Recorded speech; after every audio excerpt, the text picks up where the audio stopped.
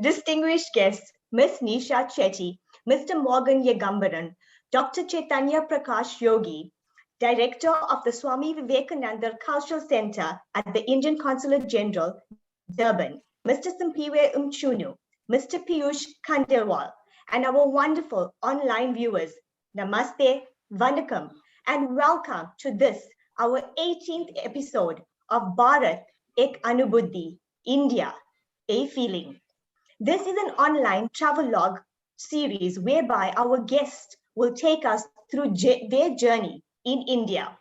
Our first guest and speaker is a principal in a public school, that being Pioneer Primary School in Phoenix. She's obtained her B.Ed honors in education management, and her aim is to grow leaders in the teaching profession.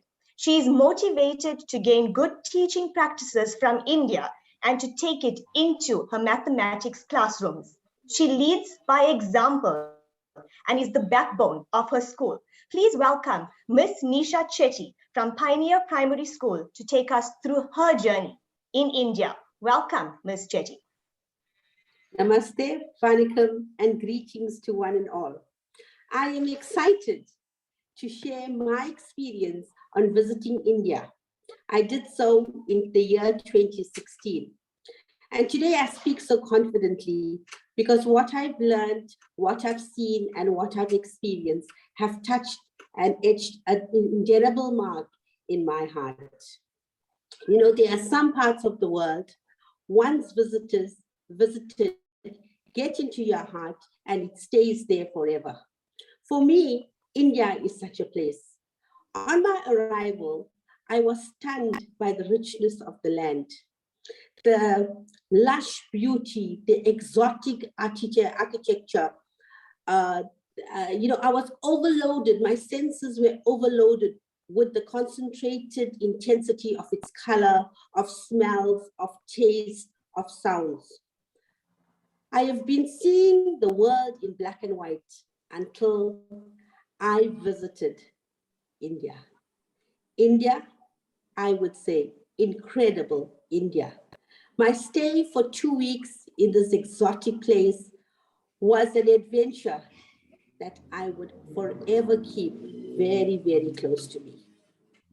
So my visit to India was not a visit to enjoy the opulence, the glamour of the country.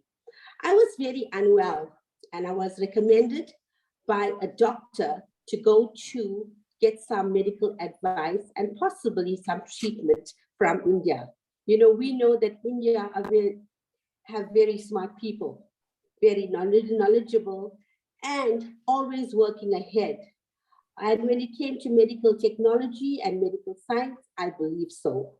So let me walk you through my journey. So we booked a group of 5 ladies, booked and went to Mumbai. And from there, we traveled to Pune. Now, Pune is a beautiful place.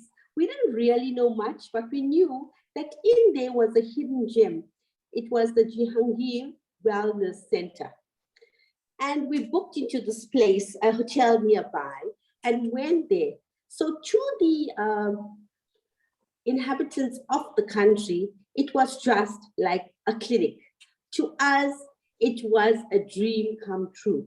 Because the 5 ladies that went with me, all of us had some ailment, some illness, whatever. So we decided, let's take this chance.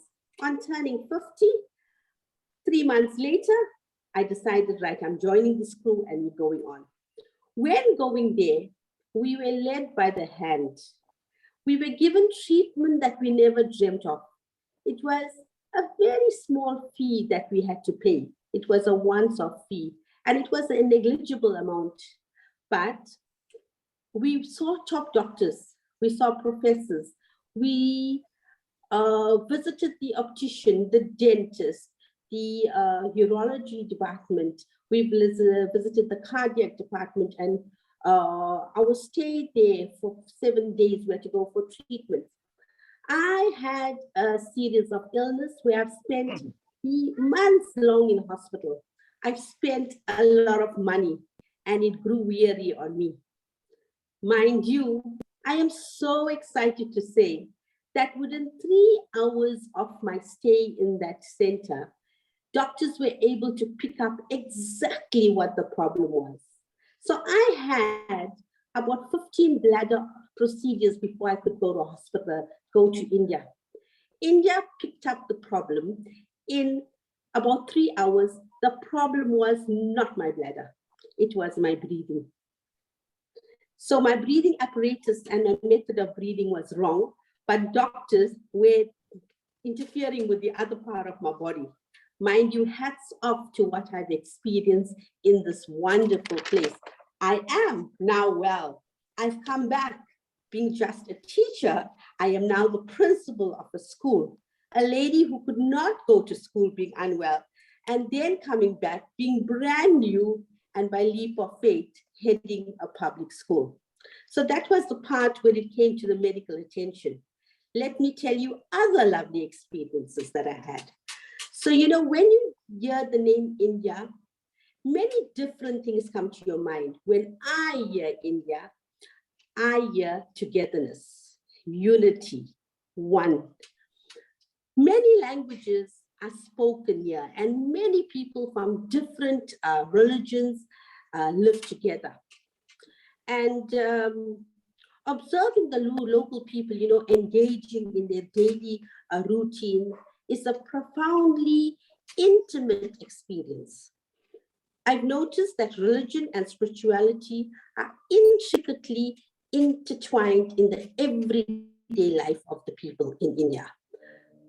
I know that many of my colleagues went to India, and they went for different reasons. Some went to find spirituality. Other friends of mine went to practice yoga. Some went to attend meditation retreats in ashrams. Everybody that I know came back enriched, excited, and want to go back. So it is believed by the rest of the world that Indians are really good at maths. Don't we all agree that they are absolutely good in maths? I want to share something with you. I was intrigued and I was plain fascinated by what I saw. So one evening, we were driving back to our hotel, and the taxi driver showed us a group of boys standing around a lamppost, probably about 14, 15 years old. And I asked him to stop. I said, stop, I want to see what these boys are doing around the lamppost. And what I saw was a defining moment in my life. And I'll tell you why. This group of boys were actually working out maths problems under a lamppost. And then I'm engaging with them. I've learned that many of them don't have electricity at home. So the lamppost served a purpose for them where they sat and they did their work together. And I asked them, you know, why couldn't you all do it at school later on? And this little boy tells me, no, I wanted to work with it on my own. And I wanted to think about what I am doing. And this was surely a defining moment in my life that changed my perception and approach towards the learning process, especially the zest shown by these children in their quest for education. On my return to South Africa, my teaching in the classroom has never been the same. I have a deep desire to return to India, but this time, not to spend time in the malls, not to be visiting many different lovely places, but I want to spend time in a school. I want to learn what's their good practices, what's their secret recipe, what they do that I don't do in my school in South Africa. I want my children to be just as excited with maths. I want them to go out and to stand at that street lamp. I want them to solve problems. I want our children of tomorrow to work such that they bring pride to their families. All that they've been deprived of, it comes to life I want maths to become the complexion of their everyday living. I can't wait to go back to India. I feel India is very special. You know, it is tagged as the mother of many inventions. We all know that from India, we got the number 0. We also got the game of chess. We got algebra. We also got the value of pi. I want South Africa, I want children from Phoenix Pioneer to be able to invent newness only because their principal was able to go to India, visit classrooms, and bring the magic back to our classrooms. I love the food in India. The food alone is enough to take you to travel back to India. I had some of the most delicious food. I fell in love with parathas and the other exotic breakfasts that we had. And I tried to come back and recreate some recipes. And you know, online is so good because you can get it straight from the kitchen of India and bring it to our kitchens here in South Africa. I enjoyed their tandoori chicken and also their dosas, their masala dosas, etc. That we sometimes, the 5 ladies that went, we play India and we recreate these dishes. Maybe not on the same level, but the enjoyment that we experienced in India is still the same yearn and desire to go back. I've learned from India that to embrace chaos is a part of your life. And when I say chaos, I mean good chaos. There are traffic jams, there's crowded streets, there's the honking of the motorbikes, the rickshaws that pass the streets. But learning to relax amidst all this, going with the flow and being at peace with things as it happens is what you see in India. You know, you also learn to embrace Indian time. But when you understand the nation, you understand the culture, all you can say, my, this rich place is surely to be called incredible India. Another thing that really fascinated me, see, I'm a mom and a grandmom. And also I believe a lot in girl empowerment. I believe a lot in keeping people safe and ensuring that girls grow to become the best that they can be. And what I've noticed in Mumbai is that we 5 ladies traveled alone, and it was our first visit to India. But for the 2 weeks that we spent here, we felt very safe and we felt secure because we know that Mumbai is one of the biggest cities. It's also one of the safe cities, but and it's very, very developed. So we found that many young ladies came from throughout the world. They lived in rented flats. They came to seek employment or to study. And upon conversation with them, we learned that they felt very safe as well. And what they spoke about was that because of the good public transport system that they had, and because of the buzzing nightlife, the place was very, very safe. And I'm not scared to send my daughter to be in Mumbai because I feel very secure. So lovely people, I have the strong desire to go to India. I want to bring back the good practices from the schools in India. I want to be someone who a visit that I took for another reason takes me back to India this time so that I can inculcate in my children that love, that desire for maths. I want them to grow, to become smart students. I have already exposed them to seeing many movies where the schools in India were shown. I've exposed them to a good few practices that I have introduced into school with maths, but there is something that's missing. I don't know whether it is the home or whether it is the school or whether the methods we use, but I want to go back to India.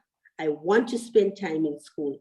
I want to bring back that missing part of the puzzle that I can use in my classrooms. I want to make a difference because I was given the opportunity to go to this exotic, incredible part of the world, and I want to bring back that newness into my classrooms. Thank you for listening to me. Thank you so much, Ms. Chetty, and we're glad that you're doing much better. And thank you for your inspiring story. I do hope that your dream to go back to India is fulfilled and you can bring the Pioneer Primary School where you want it to be. With that said, we're going to move on to the incredible India video.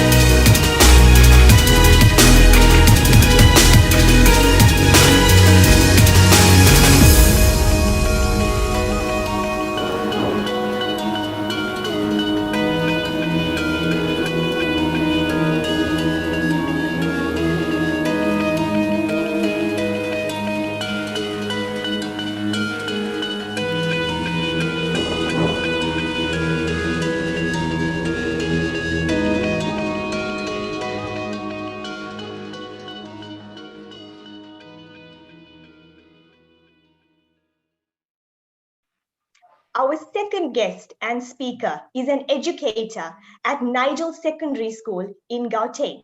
He qualified at the University of Durban Westville and has an interest in photography, philosophy, traveling, reading, religion, and culture. His love for traveling is what enabled him to visit India over 25 times. And during these times, he has also presented papers at the Sai Siddhartha International Conference. He is also a personal publisher of the Sai Siddhartha books. He wishes to promote Indian spiritual values amongst our people, irrespective of creed, race, or color. And he wants to immortalize the spiritual giant and the motherhood, which is India. Please welcome Mr. Morgan Yegambaram from Nigel Secondary School to enlighten us on his travels through India. Mr. Morgan? Namaste.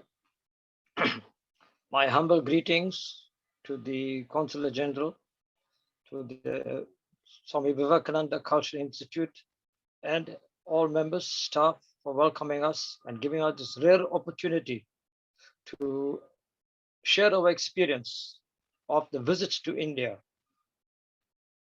As you land in India, the greatest thing, the most welcoming and a loving thing is the sparkle in the eye and the twinkle on the cheek of every Indian, irrespective of richness, health, wealth, or knowledge. Whoever you meet, however you meet them, and wherever you meet them, you can see the sparkling love, the sparkling joy, the sparkling happiness, the sparkling harmony and helpfulness in Indianism.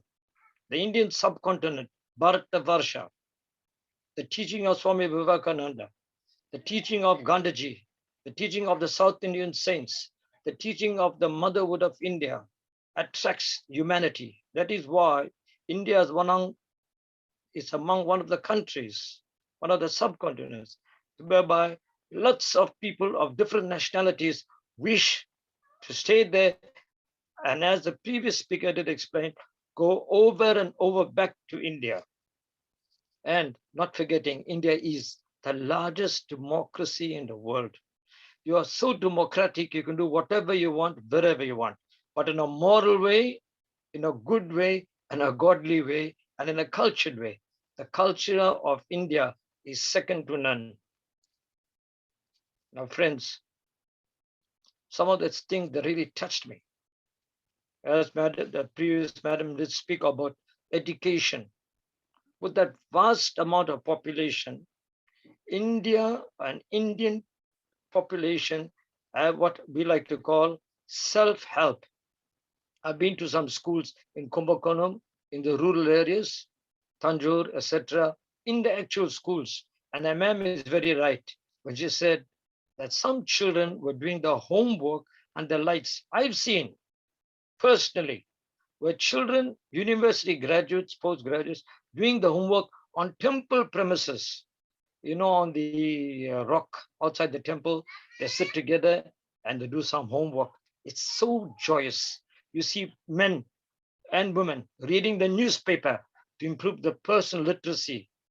And in that regard, they want the entire country to be literate, irrespective of the language. Many language, one nation. Many language, one culture. The culture of Indianism, the culture of Bharat, the culture of Sanatana Dharma. And weaved in these texts are human values. From you get the Mahabharata, you get the Ramayana, you get Thirukkural, you get Thevarams, you get etc. All embodying human values for us to become better people. India is the land of the saints and sages. No other country has produced so many saints, so many glorious men with experience, so many values that the whole mankind can benefit therefrom. And no other country would have provided a fertile field for Mother Teresa to have done so much of work in Calcutta. Look at the Himalayas, dipping in the Himalayas. Look at the architecture. Look at Haridwar, where you can do your beautiful puja, scintillating prayers. Then also colorful, the beauty of the flowers, amazing, incredible. You know, the flowers, wherever you go, temples, ashrams, churches, mosque, anywhere. But the glorious, colorful, beautiful, exuding, indescribable, incredible flowers. You go to the temples, you see the garlands on the deities. You go to the church, you see the beautiful flowers. You go to the mosque, whatever it is for that matter. India is the land of color. In this colorful, also the clothing, the clothing, both men and women, of style, of modernity, and of culture. Beautiful clothes, colorful clothes. The saris. We go to India to buy the wedding sari from South Africa. Why? And it is not cheap, but the better word to use, it is budget. You can get it. And together with that, you get the gold, you get the jewelry, both costume and genuine gold. 22 karat gold only available in India for a good cost price. And regarding the color, no one looks at you. You can mix and match. And every girl, most of them, most of you know, have lovely little flowers on the head. How pretty it looks, how cultured it looks. And then we go to the temple, you take a flower. You go to someone's other, take a flower. Then religion and culture. Very serious matter, very disciplined in India. As I said, saints and sages, our Swami Vivekananda, the men of the South, we have rare ashrams, adinand, etc., who promote teachings of spirituality.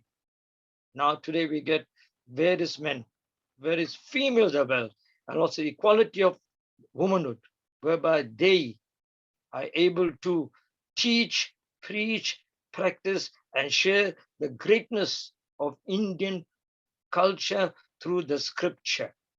And the crowd is shocking. I've been to Tiruvannamalai, a mountain, otherwise called Arunachalam, where I've seen 100,000 people walking around the mount of Saint Ramana Maharishi during Kartik function. The whole road was closed, but it was too joyous. It was the best fun walk in my life, walking around the mountain of Tiruvannamalai. And no one was hurt. Back also to the roads, the roads and the driving and the hooting and you name it. I like the way you smile, right? It's so joyous, but the people got a great amount of tolerance.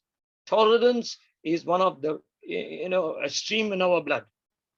And the people are patient, no rushing, no crushing. They just enjoy themselves. There's not much accident on the road.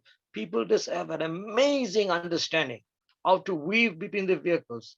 And when you think back, we do this in South Africa, we will have been, God help me. So the roads are very nice. Now, religion and spirituality, these devotees who go there, they ensure that the children need an education. A lovely term in India is called self-financed or deemed. I'm hoping by God's grace, such a attribute can also be implemented in South Africa, where every place, Phoenix, Chatsworth, Springs, Bakerton, you name it, Amlazi, Pomash, everywhere, can have its own deemed college attached to a major college where we do not have to go out to be studying. But it might be self-financed, well organized, and well structured through by proper logistics. In India, that happens. I've been to schools, and I've been to one university in Tanjore, where the university students are wearing uniform on alternative days. So the freedom is there. Monday, you wear your casual clothes, your normal. Tuesday, the entire campus wear red. Wednesday, normal, etc. That also teaches discipline, because when you come out, you're engineered. And the greatest joy of this Indian education system, we are giving to the world doctors, scientists, accountants, and it's also helping us. And it startles me. Little children, they go to this kindergarten and preschool, etc., etc. Their English is amazing. We have produced Sastri, who come to South Africa, Srinivasa Sastri. We have produced K.M. Balasubramanian. We have produced Gandhiji.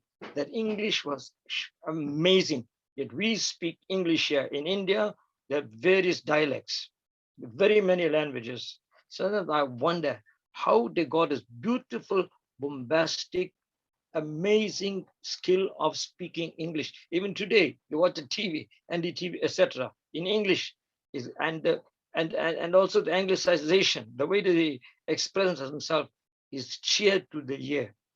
The bhajans, the chants in the choral verses in the churches, the Molana speaking, the rhythm of life, untouchable. And then our madam was saying, which I like to elaborate, food. But fortunately, what I love most is the road food. Whether I go to Bombay, whether I go to Calcutta, whether I go to Delhi, whether I go to Chennai, the food is budget. It accommodates everyone. All that the tasted up dish. Thank God we've got YouTube today. So switch on YouTube, you have the upama, you have the dosa, you have the, you got the paneer. You name it, you get it. And at a price that and the taste to relish for the rest of your life. We are very fortunate in South Africa. We have imported some of these cooks who help us to get the taste. Look at the spice. Look at ginger, garlic. These are medicinal things. And before we list, I forget also, with this COVID coming into the country, what touches me, what really beats the pulse of my heart is the various types of various vaccines. Much have been created in India so that the normal man, the man on the street, is able to purchase it, help it. And we go to Kerala, the boat houses, and go for Ayurvedic treatment, all homeopathic treatment. And the Swami Vivekananda Culture Center has been great work in providing literature. We are very, very happy.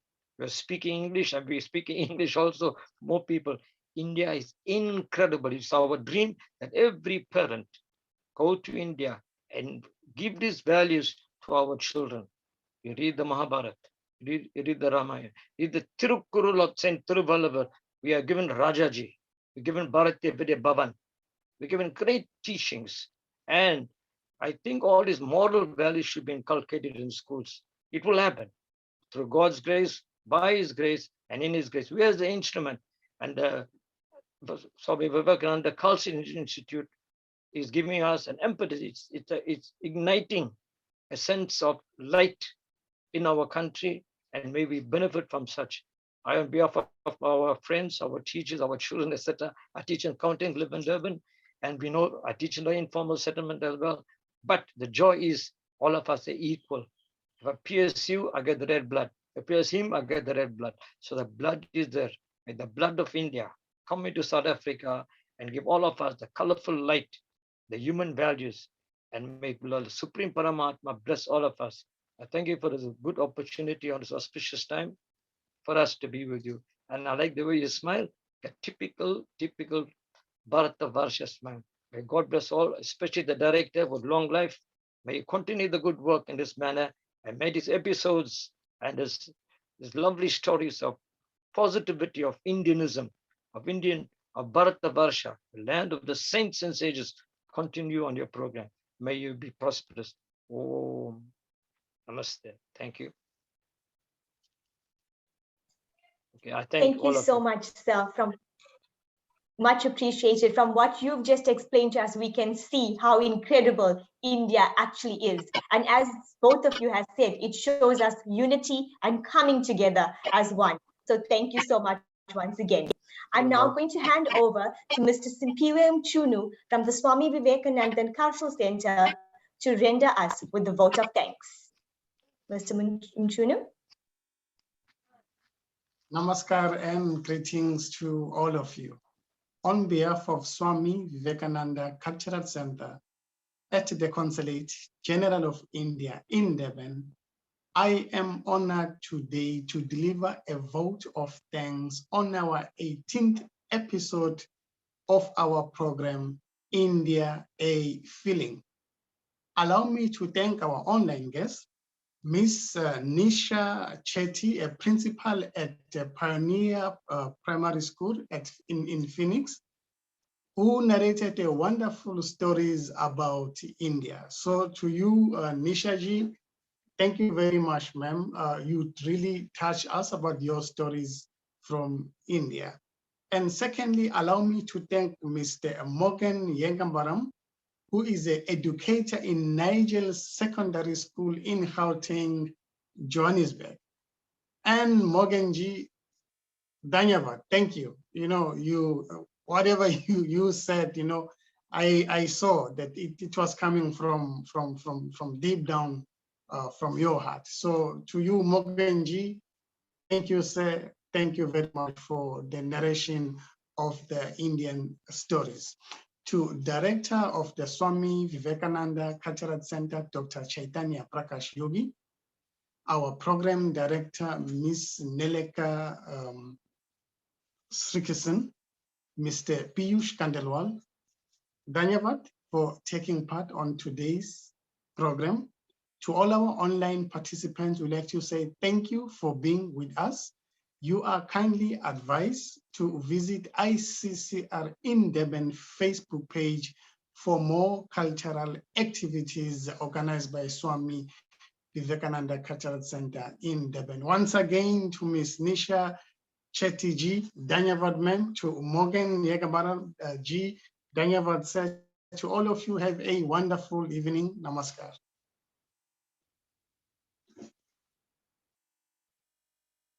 Thank you.